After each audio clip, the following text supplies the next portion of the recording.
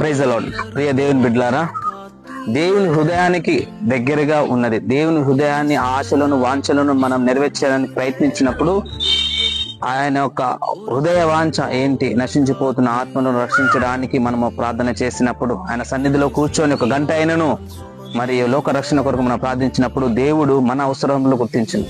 దేవుడు మన హృదయ వాంఛలను కూడా నెరవేర్చింది. ఎందుకంటే దేవుని యొక్క వాక్యం సెలవిస్తుంది మత్తయి శుభవార్త 6:33లో, మొదట ఆయన రాజ్యాన్ని, నీతిని వెతుకుడు, దేనిని సమస్తము మనకు సమకూర్చును. అవును, మన అక్కర్లు అన్నీ కూడా గుర్తించి దేవుడు మొదటగా మనం అనే హృదయానికి దేనినైతే దేవుడు కోరుకుంటున్నాడో అతను హృదయ వాంఛలో నెరవేర్చడానికి మన ప్రయత్నం చేసినప్పుడు దేవుడు మన యొక్క అవసరాలను గుర్తించి మనం ఎదుర్కొన్న సమస్యలను దేవుడు మన సహాయం చేయగలడు.